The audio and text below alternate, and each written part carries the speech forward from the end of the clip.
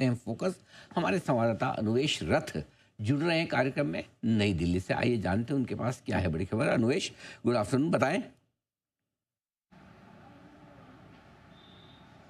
Sir, इस बार जो खबर है ये डिफेंस एक्सपोर्ट से रिलेटेड है। हिंदुस्तान ने, भारत ने हाल ही में 23,000 से अधिक करोड़ के डिफेंस एक्सपोर्ट किए हैं अलग अलग देशों में, लेकिन उसमें से सबसे बेहतर या सबसे खास आर्मेनिया है, क्योंकि आर्मेनिया के टोटल डिफेंस इंपोर्ट जो उन्होंने किए हैं उसमें से 43% मेक इन इंडिया प्रोडक्ट है, यानी कि हिंदुस्तान ने, भारत ने बना के आर्मेनिया को एक्सपोर्ट किए हैं। अगर इसकी कुल कीमत की बात की जाए तो ये $600 मिलियन से अधिक की अमाउंट की वेपन, आर्म्स, एमुनेशन भारत ने आर्मेनिया को एक्सपोर्ट किया है।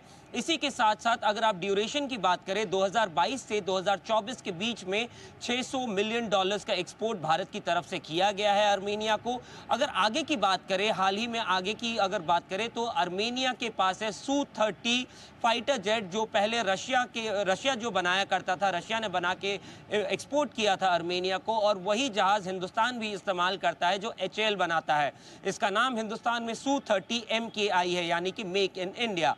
इसी के साथ साथ उस पे एक वेपन लगाया जाता है, एक मिसाइल लगाया जाता है जिसका नाम है अस्त्रा। ये मिसाइल को आर्मेनिया अपने Su-30 के फ्लीट में लगाना चाहता है, जो एक बड़ी ऑर्डर HAL को मिल सकती है, जो कि अभी आगे चल के इनको मिल सकती है। इसी के साथ साथ जो पहले के ऑर्डर है वो $600 मिलियन के हैं, और ये 2022 से लेकर 2024 तक में किया गया है। ये दिखाता है कि इंडिया का डिफेंस एक्सपोर्ट किस तरीके से बढ़ रहा है, और पूरे आर्मेनिया का जो इस दौरान एक्सपोर्ट हुआ है वो 43% सिर्फ इंडिया ने किया है। इसी के साथ साथ इंडिया का ये टारगेट है कि 2029 तक फिर 50,000 करोड़ का टोटल डिफेंस एक्सपोर्ट अचीव करने का। और राइट, चलिए, तो यहाँ पर देखा जाए तो भारत की डिफेंस कंपनियों के लिए एक बड़ी खबर निकल कर आ रही है, और बड़ा हथियार एक्सपोर्ट हुआ है आर्मेनिया। एक एक देश को टारगेट करके अच्छा एक्सपोर्ट वहाँ पर किया जा रहा है। आइए जरा एक बार खेमका साहब से इसी पर राय ली जाए। खेमका साहब, काफ़ी इंटरेस्टिंग दिख रहा है मामला। अब पहले तो ये था कि वोकल फॉर लोकल और ज़्यादा हमारे इंपोर्ट ना करना पड़े, हथियार यहीं के यहीं बने, लेकिन अब एक एक करके हमारी डिफेंस कंपनियां बड़े ऑर्डर विदेशों से भी ले रही है। कैसे देखते हैं आप, और क्या पसंद है आपको? जी बिल्कुल, गुड आफ्टरनून अनिल जी।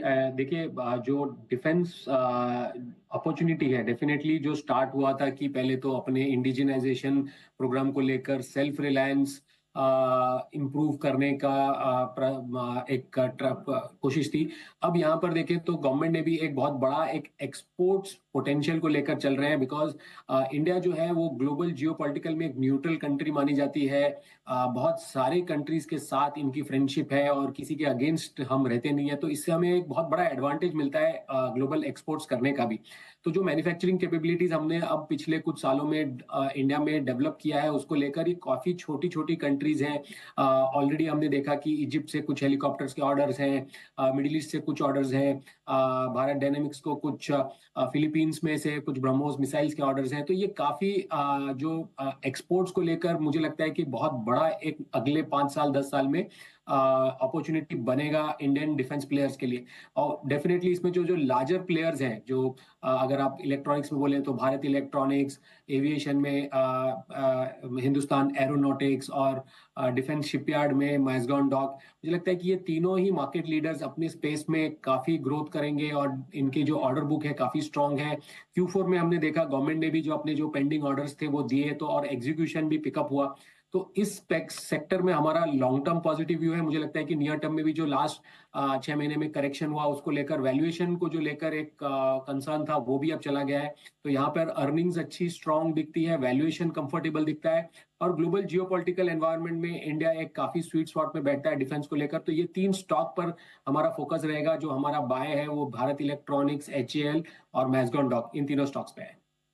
बहुत बेहतरीन प्रोस्पेक्ट्स भारतीय कंपनियों के लिए बन रहे हैं, और ये कुछ एक नाम है जिनको अच्छा फायदा आगे भी होता हुआ दिखाई दे रहा है।